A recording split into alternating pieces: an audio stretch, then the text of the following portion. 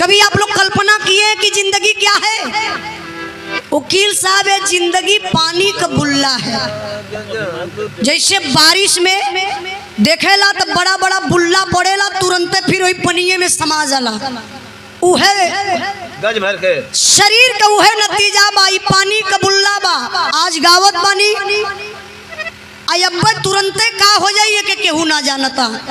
यही से कहल जाला कि जीवन मनुष्य का तन पानी का बुल्ला बा। बिरहा पर ध्यान दई, बात तो समय का बा। चाय वाला भाई बहुत धीरे धीरे चाय। जौने समय महाभारत का लड़ाई समाप्त हो गई।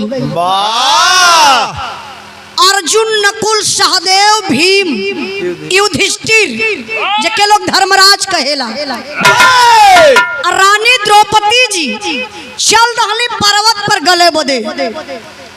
पर्वत पर लोग जात बा, रानी द्रौपदी भी गल गईलिन, अर्जुन, भीम, नकुल, सहदेव इहो चारों भाई गल गईलन। लेकिन युधिष्ठिर ना गलत हम। युधिष्ठिर पर्वत पर चल जात हो, गलते ना हमें। युधिष्ठिर सोचे लगल कि आखिरकार परिवार के लोग पर्वत पर गल गए, मैं क्यों नहीं गल पा रहा हूँ। तब तक बाबू आकाशवाणी हुई, एक आवाज आई। अच्छा आवाज कावत में कलाई नहीं जा, तर्ज लगल बा।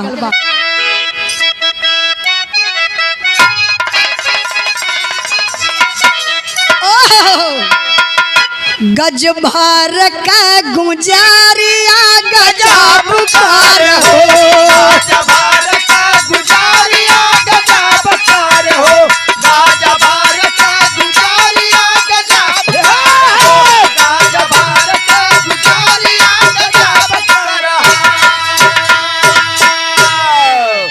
अरे जब नियरा बोलाइया गजब कर हो, गज भर का गुजारिया गजब कर हो, गज भर का गुजारिया गजब कर हो, गज भर का गुजारिया गजब कर हो।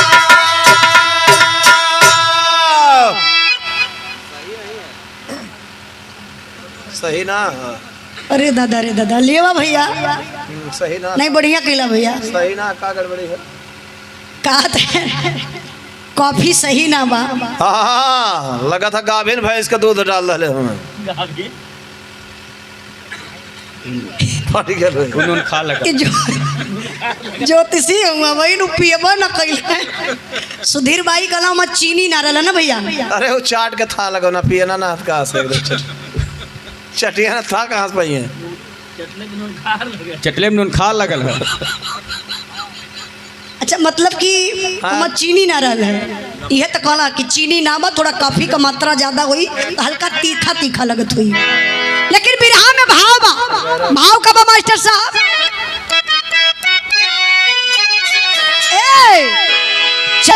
अरे कबहू न झूठ बोलला रहला सत्यवादी, चला स्वर्ग लोक को बकारी हाय आजादी। स्वर्ग लोक को बकारी हाय आजादी, स्वर्ग लोक को बकारी हाय आजादी। बहुत के रहिया में फूल बरसवल देवता हो, चला स्वर्गवा में तोहक बलवल देवता, चला स्वर्गवा में तोहक बलवल देवता, चला स्वर्गवा में तोहक बलवल देवता। बिरहा पर ध्यान दई बाबू। अब आकाशवाणी हुई, यही आवाज आई, युधिष्ठिर आपको इस पर्वत पर गलना नहीं है, आपको सीधे सीधे स्वर्गलोक चलना है। लेकिन नीचे देखिए आपका अंगूठा गला हुआ है। युधिष्ठिर जी के वकील साहब अंगूठवा गलल है, पूरी शरीरिया सब एकदम फ्रेश बाकी बा। जानत है काहे? युधिष्ठिर जी एक बार जिंदगी में झूठ बोलले रहलन, वही झूठ के कारण मरो नरो कुंजरो अश्वत्थामा के बारे में आप लोग जानत हुई हैं, जो महाभारत देखत हुई ओके पता हुई। अब नीचे देखला युधिष्ठिर जी की सही में अंगूठा गलल बा, बाकी शरीर ऐसे बा। तबले बाबू विमान आया, आ युधिष्ठिर जी विमान में बैठलन आ सीधे सीधे स्वर्गलोक गईलन। आ जब स्वर्गलोक में युधिष्ठिर जी गईलन तो वहां का दृश्य का बा मास्टर साहब, तर्ज बदल गई।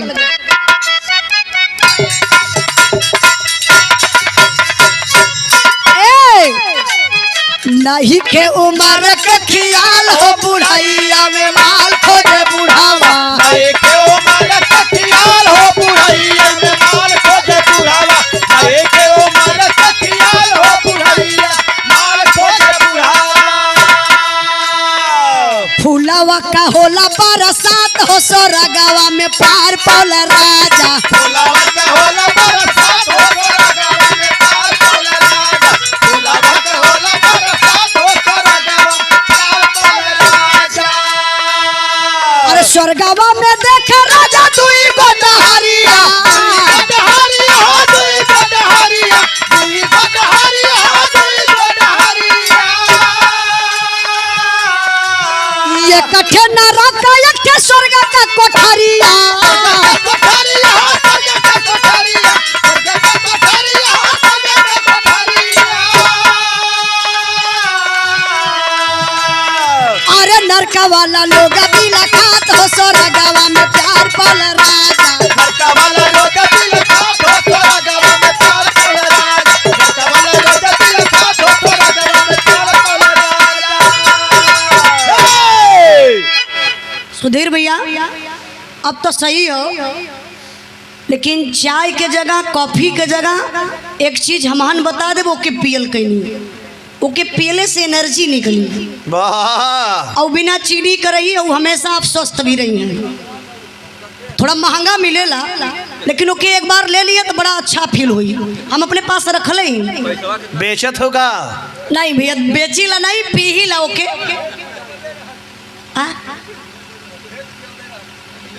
अरे इतना बचल कहीं इतना हईबे कर, इतना डाल के पिए के बदे दे तो पी लियल जाई। पानी गरम कई के पिए के पड़ेला, पहले वही हम व्यवस्था सब लहले ही अपन। ई कुल चीनी जितने बचा लेबा लोग उतने स्वस्थ रहबा। तब का चाय जगह एक पैक दारू मार लेबा चली। नहीं भाई हो ये लिए बतौली है ओके पी लियल जाई, आप ले लियल जाई ओके जरूर ले लियल जाई। सुधीर भैया ई पागल आदमी इनके 4 दिन दोस्त बना लेबा ना। हाँ तो हम सिखा दे, कोनो दिक्कत नहीं है। आई तरी बिरहा पर ध्यान दई। 2 जने के ले बीतल हेला घबरा। बिरहा कहाँ पहुँचल ला लिए देखा भाई, हम गाई जब भुलाई तो अपन लोगों से पूछब काहे से हम गौले का जिम्मेदारी ले ले बनी। वकील साहब सुनले का जिम्मेदारी आप लोग ले ले बनी। कहाँ चच्चा? अरे हमार चच्चा, हमरो 1 बरिस का उम्र आपके लग जाए। ज्यादा मत देहा काहे नहीं तो भोगे परी भैया। तने बिरहा पर ध्यान दई, उससे हंसी मजाक मस्ती करे के चाहिए, ऐसे आप लोगों का ब्रेन एकदम माइंड फ्रेश रही। अब युधिष्ठिर जी पहुंच गए ना स्वर्गलोक में। और जब स्वर्गलोक में पहुंचना दद्दा तो वहां देखला एक सिंहासन बनल बा। तो लोग ले जाए के, लोग नहीं यमराज जी ले जाए के, यमराज मतलब समझत है ना भगवान का दूत। जवन पहले भैंसा चलत रहना ये ड्राइवर रहो भैंसवा का, अब कैसे चलत हुआ? ये समय जोगी बाबा के सांड से चलत हूँ। अब सामने एक सिंहासन लगल बा, यमराज जी लेके गईलन धर्मराज के वही सिंहासन पर बैठा दलन। अब पैर पे पैर चढ़ाई के बकायदे एकदम वही सिंहासन पर युधिष्ठिर जी बैठल हुआ। भाई सीधे सीधे स्वर्गलोक गल हुआ।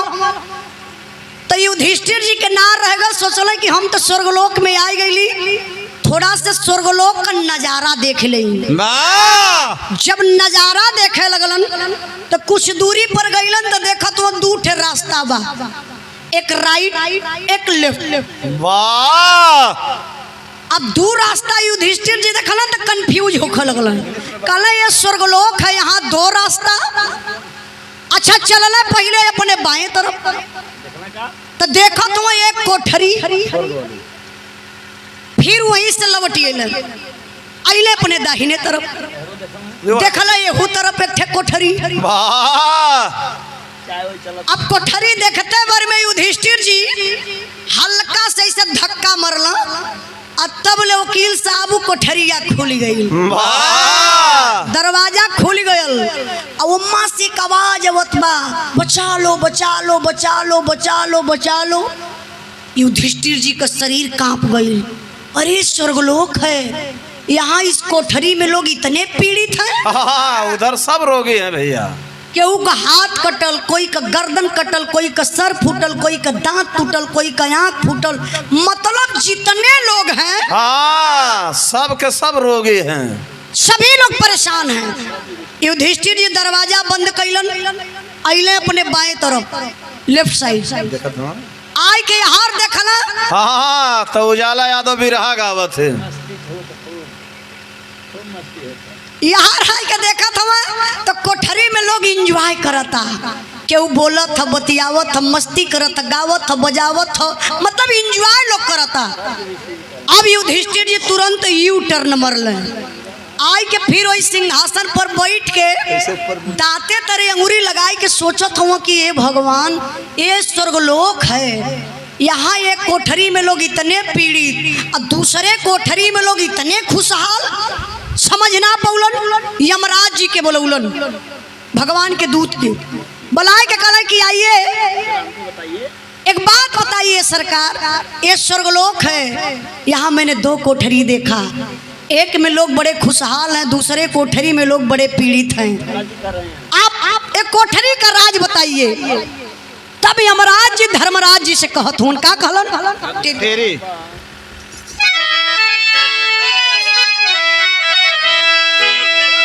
अरे सधुरा बापा 84 के लिए 100 के छोड़ 5 के ले जाइए, कहरवा यार कहरवा यार कहरवा।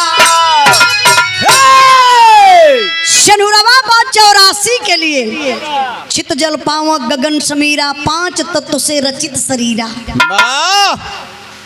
युधिष्ठिर जी से यमराज जी कहत हूँ कि छित जल पावक गगन समीरा, 5 तत्व से रचित शरीरा। युधिष्ठिर जी कहला सरकार हमके संस्कृत यहाँ मत पढ़ावा, खाली यही 2 कोठरिया के बारे में बतावा। हे भाई हे गोल का होत हो? ये सब सोचत भाई कब भगे हैं सब, हम रजैया पैक करें। आप लोग टेंट वाला हुआ तब फिर का बैठो, तब बैठा तब बिरहा सुने वाला, हम कहीं टेंट वाला लोग रजाई के चक्कर में खड़ा हो। ए भैया अलगे से निमंत्रण देवे पड़ी का। ए भैया आप जी ये उमरिया बड़ी खतरनाक होले, घर में जाया कितनी बार दौड़े के समय हो गए, नहीं दौड़े वाली समय ना तरी पहाड़ू कंडवा जो कुल होत हो वाली। बैठा बैठा बैठ ला, सुन ला तो जइया, खड़ा मत रहा, खड़ा रहा तो हाँ पाँव भारी हो जाए। अच्छा बिरहा पर ध्यान दें। युधिष्ठिर जी यमराज जी से कहला कि ई सब हम ना आपसे पूछत ला, बस कोठरिया के बारे में बता दा कि कैसन 2 कोठरी बा। तो फिर कहते हो कि 12, 13, 26, 16, 25 बनेगा अभिरंग गुलाब, 20 बनेगा 3, 4 जबकि 13 की छलकिया, 82 के टूटे ना खो जाएगी यतुल किताब, 65 में क्या जवाब दोगे उत्तर मांगेंगे नवाब। युधिष्ठिर जी कहला कि हे सरकार हमार दिमाग मत चाटा, हाँ इंग्लिश मत पढ़ावा तू, हम यहाँ गणित मत पढ़ावा। अच्छा देखा एक एक केस समझ पाई कि 12, 13, 26, 16, 26, 16, 20 बनेगा, 20 बनेगा अभिरंग गुलाब। एकर मतलब कुछ हो, एक बड़े बड़े कवि लोग बता सकल, बड़े बड़े विद्वान लोग बता सकल, तब का गदहन के का लहले हुआ, सबके बस का ना वकील साहब के बारे में सब जान जाइए। एमा बहुत बड़ा तत्व छुपल बा। हमारे गुरु जी माननी प्यारे लाल कवि जी जब लिखत ना कहला बेटा जब केहू बझौआ भी रहा गा दे तो ए लाइन के जरूर तू बोली है, अब गा देबू तो के बताई ना पाई गवैया।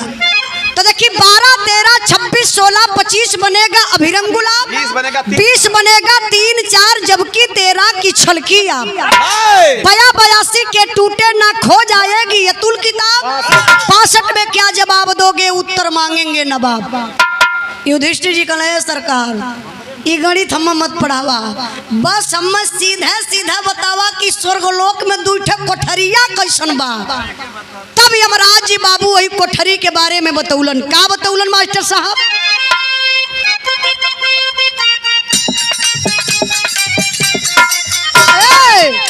अरे अपने तलोक करे उखिया रहरिया चाही सबके, हाँ हाँ चाही सबके पति बरता में हरिया चाही सबके, पति बरता में हरिया चाही सबके, पति बरता में हरिया चाही सबके। अपने तलोक चले उखिया रहरिया, ई तर्ज रहल है। मैं बोलबो लेकिन बिरहा में भाव बा। भाव का बा मास्टर साहब? अरे जैसा न करे लोग करा तब कमैया आगे उतरे, हाँ आगे उतरे नहीं छोड़े ले समैया आगे उतरी, नहीं छोड़े ले समैया आगे उतरी भैया आगे उतरी भैया आगे उतरे, नहीं छोड़े ले समैया आगे उतरे, नहीं छोड़े ले समैया आगे उतरे। अरे धर्म जा करेला उह सरगवा में जाला, सरगवा में जाला हो सरगवा में जाला, सरगवा में जाला हो सरगवा में जाला। पापा वाला नरक की कोठरिया भेजाला, कोठरिया भेजाला, कोठरिया भेजाला, कोठरिया भेजाला, कोठरिया भेजाला। और विधाना से लगी नहीं कहूँ पैया आगे उतरे, हाँ हाँ आगे उतरे नहीं छोड़े ले समैया आगे उतरी, नहीं छोड़े ले समैया आगे उतरी, नहीं छोड़े ले समैया आगे उतरी। विचार करे बाबू। यमराज जी बतौलन, कला सरकार आप समझत ना हुआ ना, अब हम आपके बतावत हैं कि स्वर्गलोक में कैसन कोठरी बा, जौने में लोग हंसत बोलत खेलत कूदत हो मस्ती में हमें निरोग हवा, इस स्वर्ग का कोठरी बा। और जौने में लोग इतना पीड़ित हवा परेशान हवा, इ नरक का कोठरी बा। जब इतनी बात बाबू सुनलन युधिष्ठिर जी, तो अंदर से उनकर दिल कांप उठल। अच्छा देखी यमराज जी बतौलन, यमराज जी कहले कि जौने में लोग रोवत चिल्लात कल्पत बा पीड़ित बा उ नरक का कोठरी बा, जौने में लोग खुशहाल बा मस्त बा स्वस्थ बा ईश्वर का कोठरी बा। युधिष्ठिर जी सोचे लगल कि स्वर्गलोक में बंटवारा, स्वर्गलोक में कैसन बंटवारा। यमराज जी से पूछा लगल कि सरकार हमके कुछ ऐसा संक्षेप में बात बता दा, हम जान जाई कि धरती पे के कैसन करेला, तो यहाँ ऊपर अइले के बाद ओके ऐसा ऐसा दंड भोग मिलेला। तो चरिये लाइन तुम्हारे गुरुजी माननी प्यारे लाल कबीर जी लिखलन, लेकिन समझे वाला लोग समझ जाई है। 4 लाइन बतौला का मास्टर साहब? हाँ।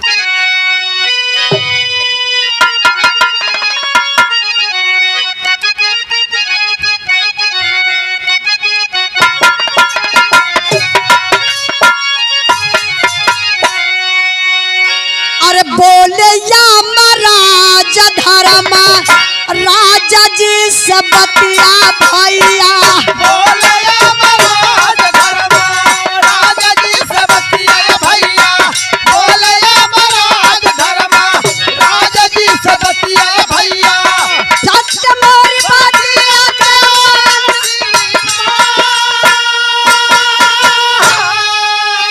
अरे कि दूसरे यावारत पे नाजरा गड़ाई है भैया, कि दूसरे यावारत पे नाजरा गड़ाई है भैया, कि दूसरे यावारत पे नाजरा गड़ाई है भैया।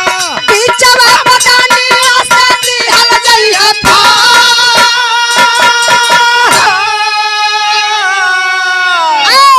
कि झूठ बोली कुला कामवा बनई है बाबू, कि झूठ बोली कुला कामवा बनई है भैया, कि झूठ बोली कुला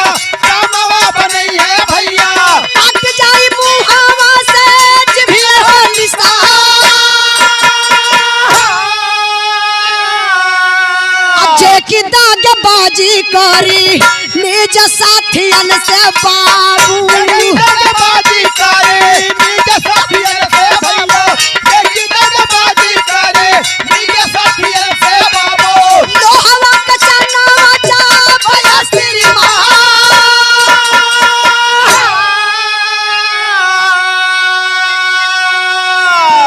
युधिष्ठिर जी से यमराज जी कहले कि सरकार जे धरती पे जैसन करेला, अगर दोस्त बा, जिगरी दोस्त बा, भाई से ज्यादा तोहके मानता, अगर वह दोस्ते के साथे दगेबाजी करबा तो दोस्त तो ना समझी कि हमार दोस्त हमारे साथे दगाबाजी करता, लेकिन तोहरा मुअला के बाद, यहाँ अइला के बाद ई पति परमेश्वर हिसाब ली है। जौने दिने ऐसन गलती में पई है तो के लोहे का चन्ना दी है चबाए बदे, और वही नरक वाली कोठरी में ले जाए के ठेल दी है।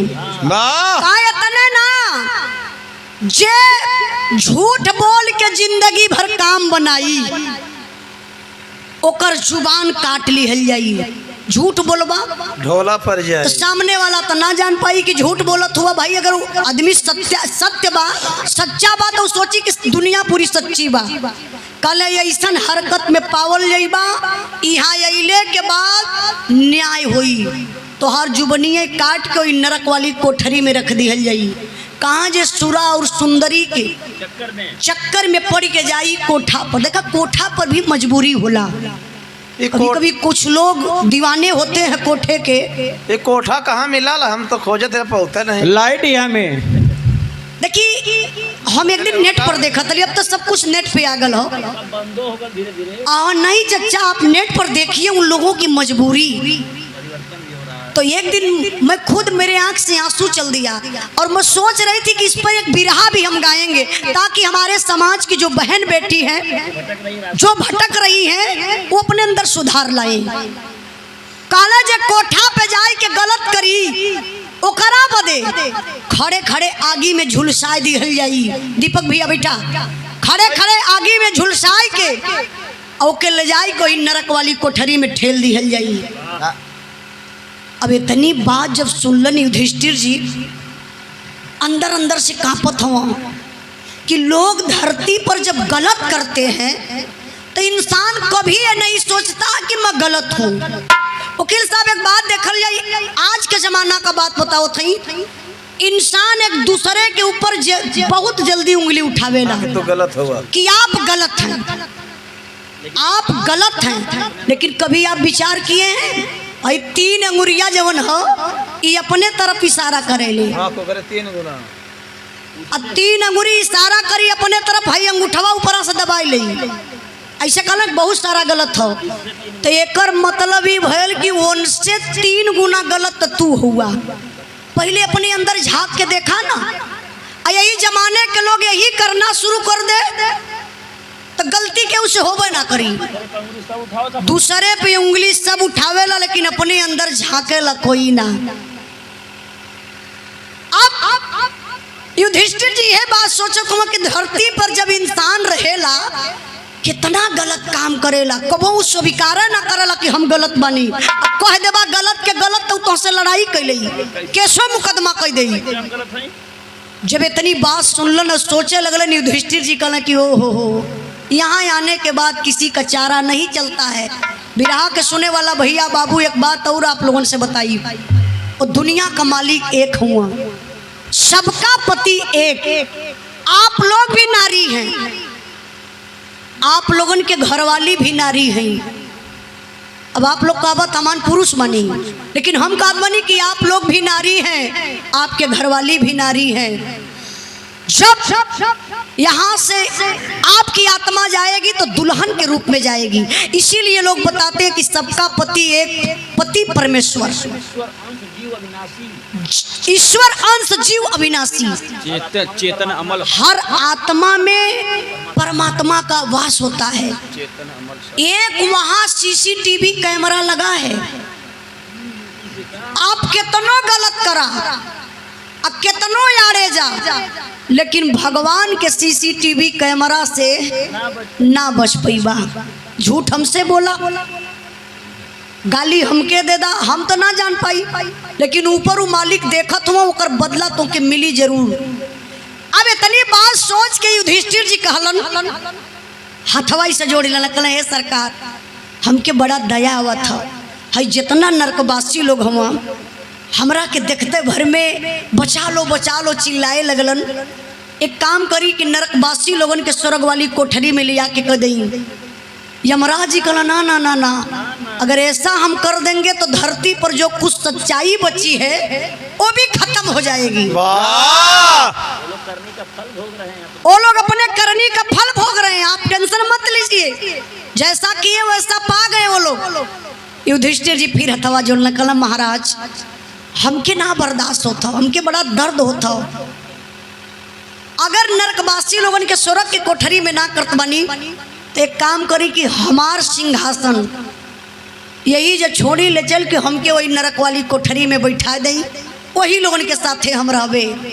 ये तनी बतिया बाबू जब यमराज जी सुनलन सोचे लगलन कि अगर मैं आज ऐसा कर देता हूँ, जो नेक हैं, थोड़ा से दागी नहीं है, कुछ गलत बोले थे, झूठ बोले थे, थोड़ा सा अंगूठा गला है, स्वच्छ और ईमानदार साफ सुथरा को मैं युधिष्ठिर को अगर नरक की कोठरी में कर देता हूं तो धरती आसमान डगमगा जाएगा। अब यमराज सन्न होई के खड़ा हुआ, तब युधिष्ठिर जी एगो बात कहलन। कौन बात कहला मास्टर साहब? बिरहा का आखिरी भाव।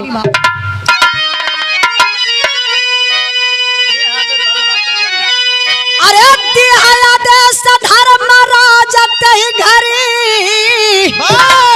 कैले नरक के मनैया सरग की कोठरी।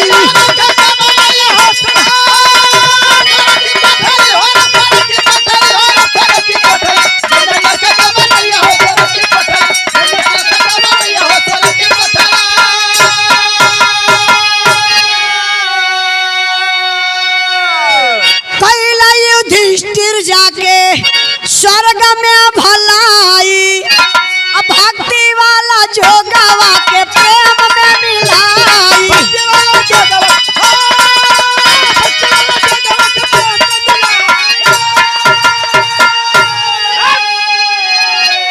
अरे करनी जैसन करबा वैसन आगे उतरी, कैले नरक के मनैया सरग की कोठरी।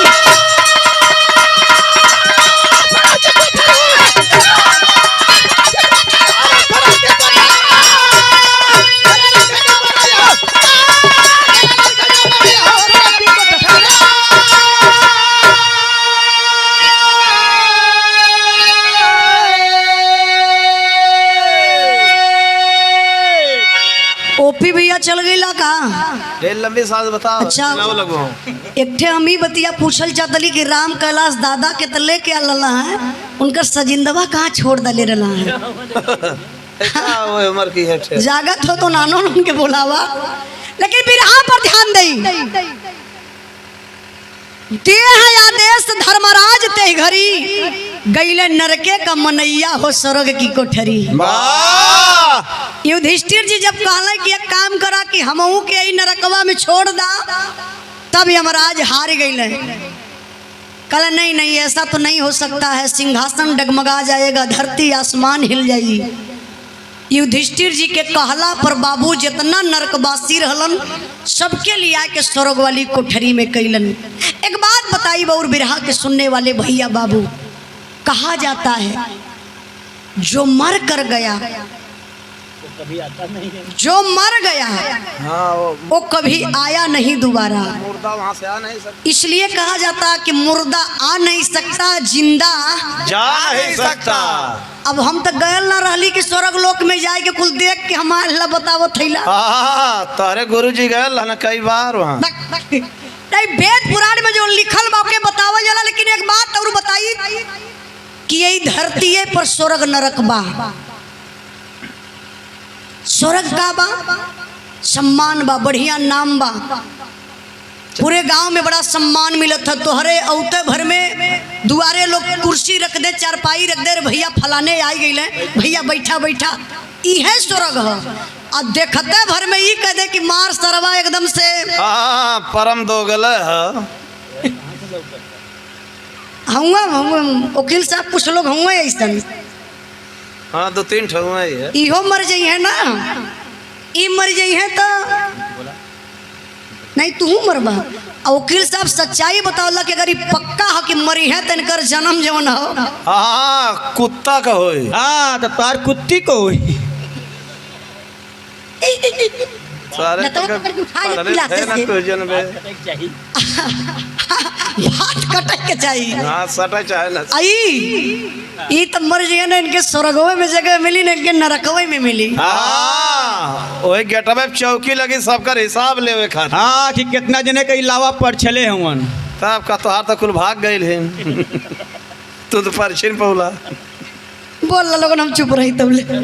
आई बिरहा पर ध्यान दई बाबू, हम बताइला हमार बिरहा गौले का मतलब ही बा कि मानव तन मिला है बढ़िया कर्म करिए तो आप मनुष्य बन जाइए। इस दुनिया में आए हो तो भगवान बन जाओ। भगवान आप मनुष्य बन जाइए। इसलिए मैं बार बार कह रही हूँ अगर नहीं मनुष्य बन पा रहे हैं हाँ तो वही बात है कि जानवर लोग बन जा रहे हैं, पशु की जिंदगी लोग जीना शुरू कर दे रहे हैं। टोपी वाला भैया तनी बैठा। इस दुनिया में आए हो तो भगवान बन जाओ। भगवान नहीं तो इंसान बन जाओ। कहा जाता है इस दुनिया में आए हो तो भगवान बन जाओ, भगवान नहीं बन। अब भगवान नहीं बन पाते हो तो इंसान बन जाओ। इंसान आप लोग बनिए। इंसान कैसे बनबा? दिन दुखियन का सेवा करा, माई बाप का कदर करा, एक दूसरे का भलाई करा। अब केहू नंगा अगर जाता बेचारा के ऊपर कपड़ा ना तो ओकर मजाक मत उड़ावा। कुछ आपके पास वस्त्र तो बल्कि दे दा, ओकर ढक ले ताकि बेचारा का इज्जत बनल रहे। लेकिन आज सोशल मीडिया का जमाना, तनी से क्लिप का केहू को वायरल हो जाए तब का नंगा करे के चक्कर में मारे अच्छाई में अपने व्यूअर्स के लिए या अपन चैनल चलावे बदे एवं लोगन के कहें कि देखा उजलवा ऐसा बोलता हो। लेकिन सच्चाई बताओ तुझे कि केहू ना जाना था वो फलाने कैसन कहना ढेकाने ऐसा कहना। अरे आप कर्म करिए, अपना करिए, किसी के पीछे मत दौड़िए।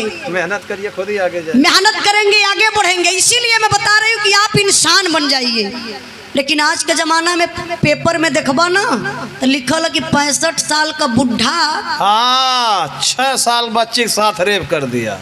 इहो यही जमाना में होता का ऐसा होखे के चाहिए। कभी मंदिर में सुने के मिला था कि साधु रेप कर दिला, कभी मस्जिद में सुने के मिला था। हाँ मौलवी कह दहना। ये कहाँ जा रहा जमाना। इसलिए मैं आप लोगों से हाथ जोड़ करके निवेदन करती हूँ कि बाबू बड़ा भाग्य मानुष तन पावा।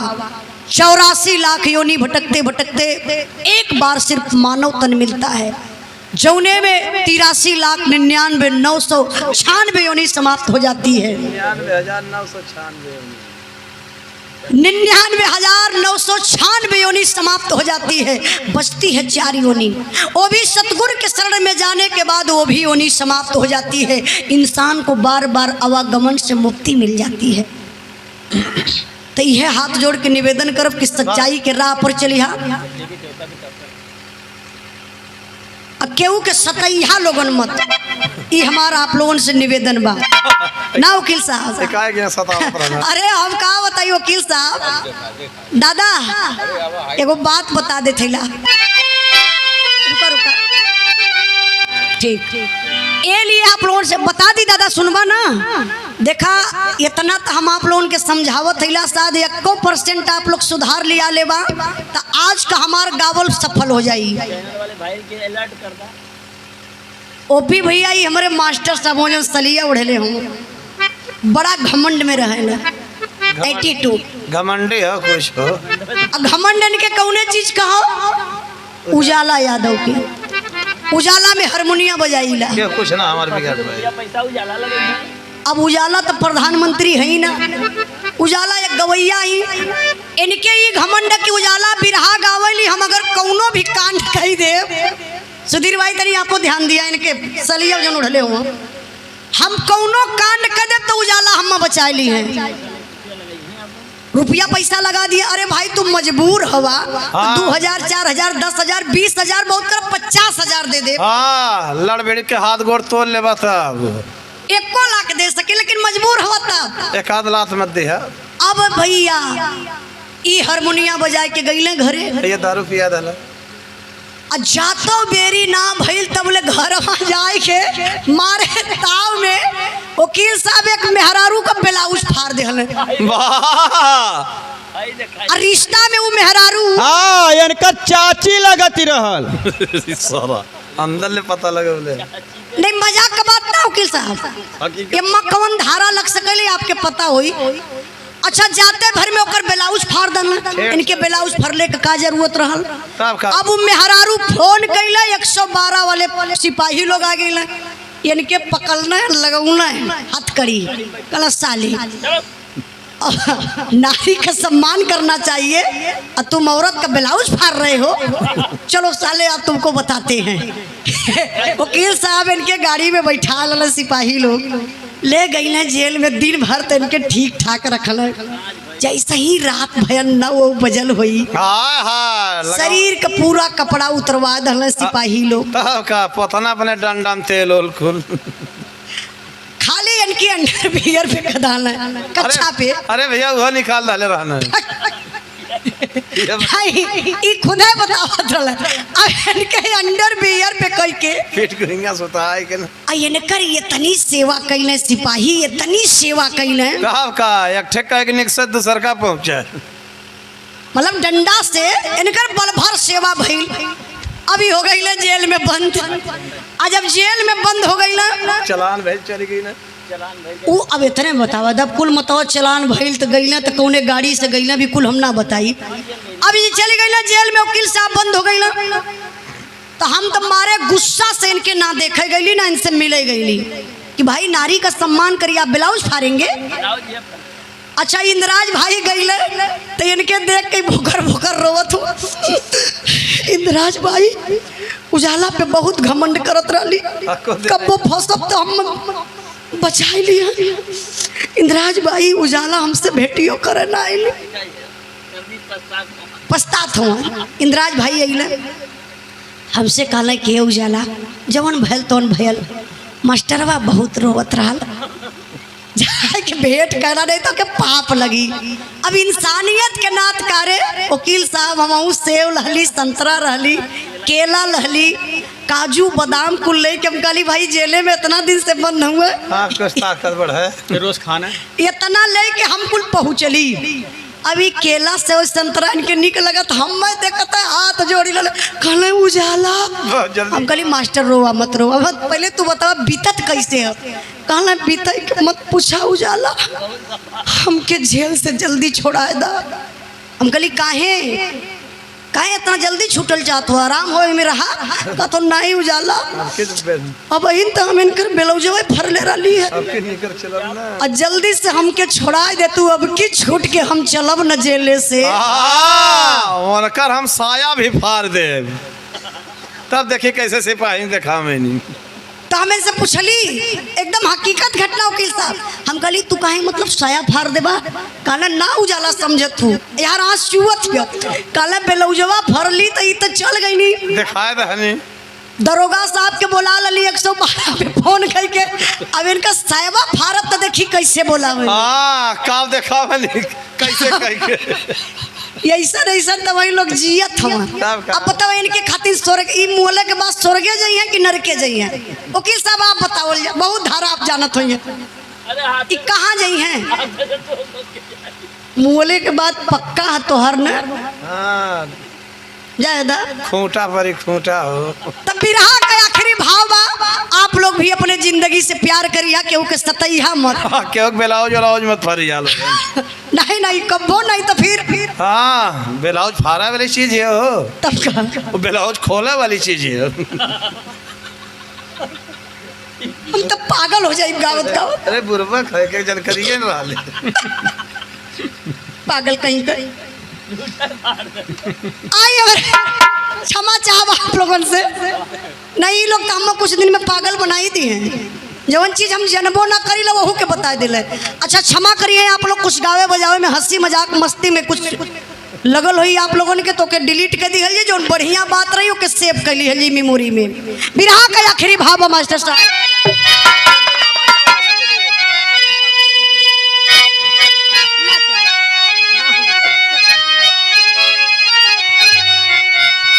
गुरु बिहारी गुरु गणेश गुरु रामलाल गुणकारी, स्वर्ग गए चंद्रिका कवि, मुन्ना जी बने पुजारी।